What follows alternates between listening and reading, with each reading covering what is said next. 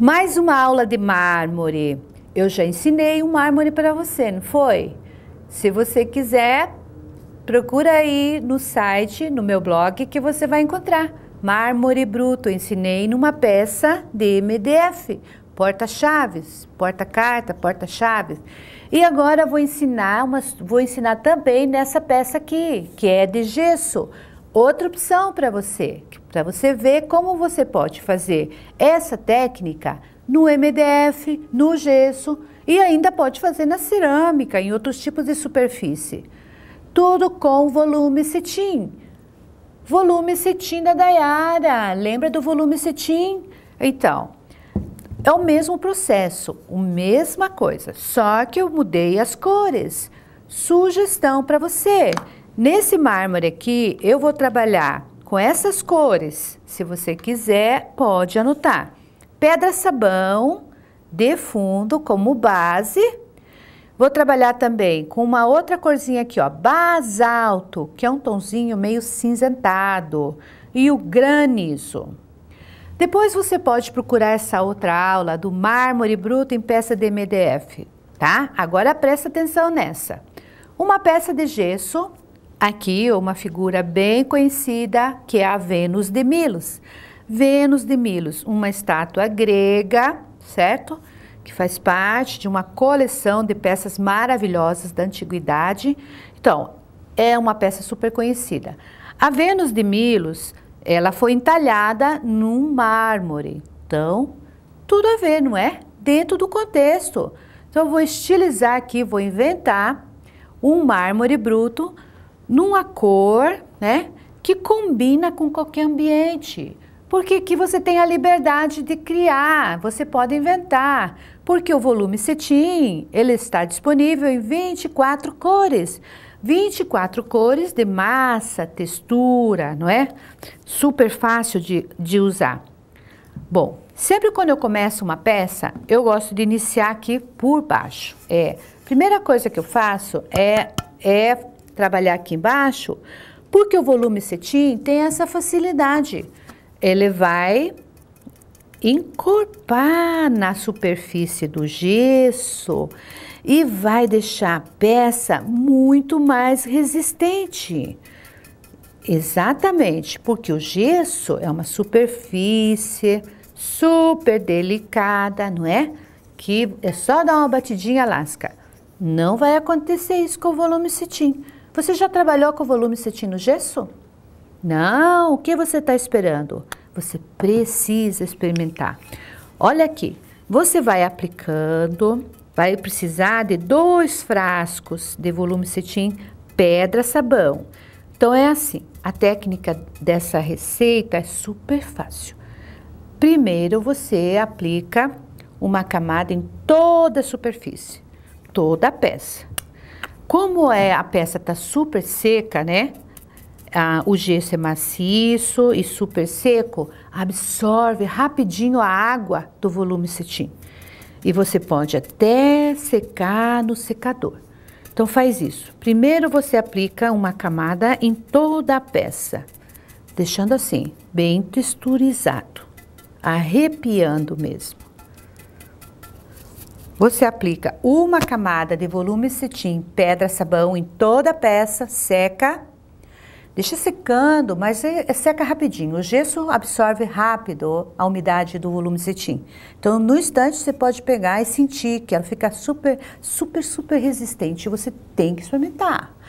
Depois disso que você começa a fazer os veios do mármore. Aí você, novamente, começa a aplicar o volume cetim pedra-sabão, intercalado aí com o basalto. É com o volume cetim basalto que você vai fazer os veios do mármore. Então é assim, bem fácil de entender.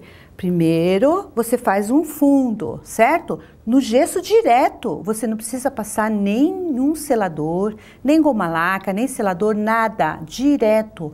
Se você aplicar algum selador, você impermeabiliza o gesso. Aí o volume cetim não vai ter espaço, não é? Não vai aderir super legal.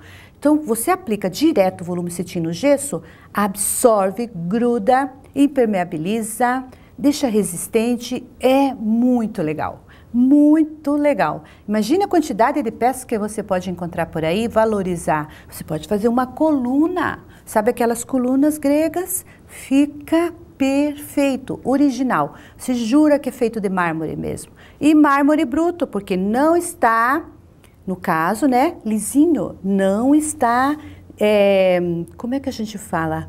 Polido, não é polido. Então, ele está na pedra, aproveitando o corte com o veio. Claro, estou inventando, não é? Eu estou dando uma ideia para você. Por isso que é criatividade sem limites, certo? Então, olha aqui.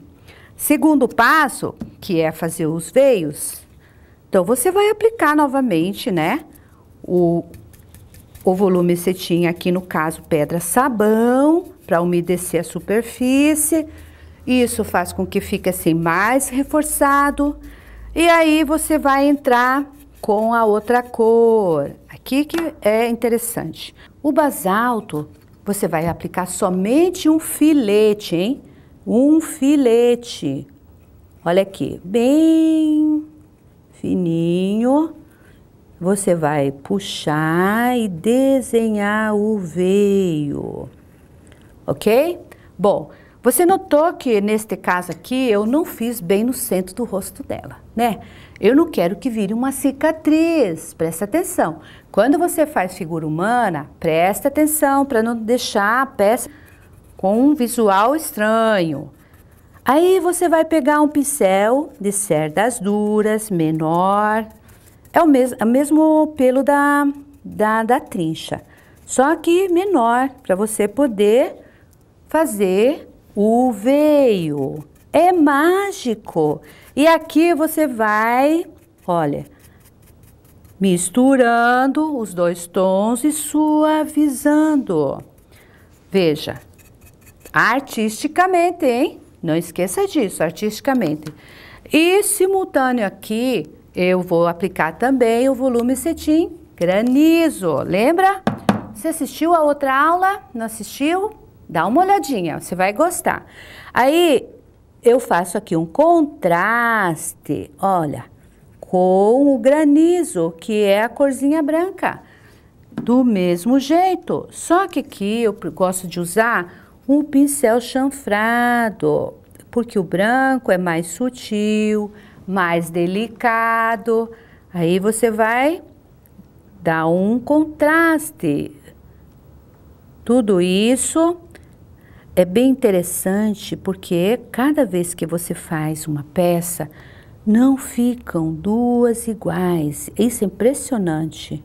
Aí você abre os veios conforme o seu gosto, vai soltando a sua criatividade, soltando a sua imaginação.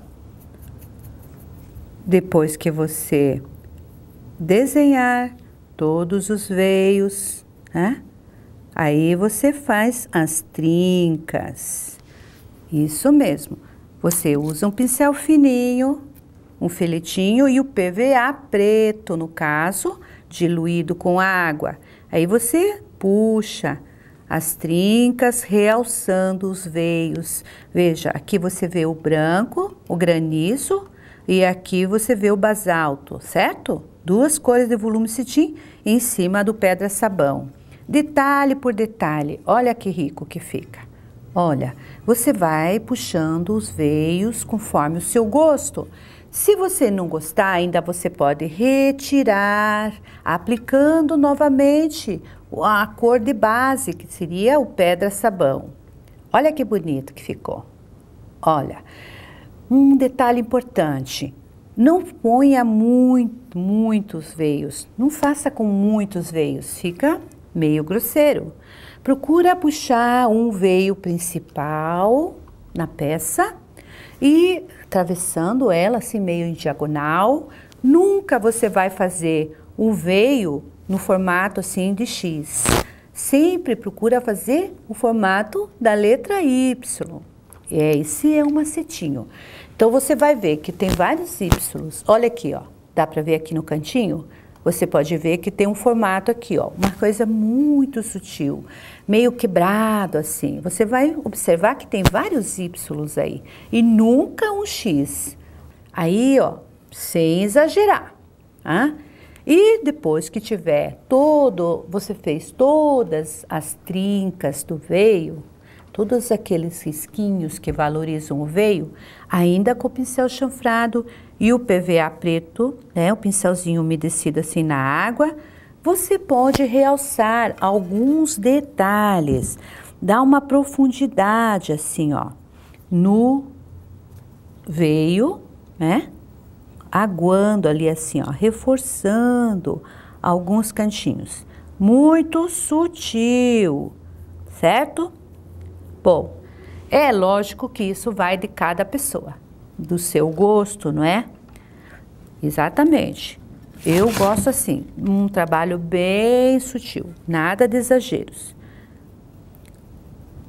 Você pode trabalhar peças de gesso, peças de cerâmica também e também madeira. Você já viu isso, não é? Bom, e depois de tudo isso pronto, que você fez, completou a sua peça, se você quiser, né? Se você quiser, você ainda pode passar um verniz fosco ou verniz brilhante. Pode ser o verniz fosco da Dayara, pode ser a laca acrílica brilhante da Dayara. Aí depende de você. Também pode usar pasta flex cristal, aquela cerinha, certo? Mas eu, pro meu gosto, eu prefiro assim, mármore bruto, sem brilho, porque o volume cetim já dá toda a proteção. Você não precisa fazer mais nada. Viu que fácil? Fácil, não é? Então experimente! Mãos à obra!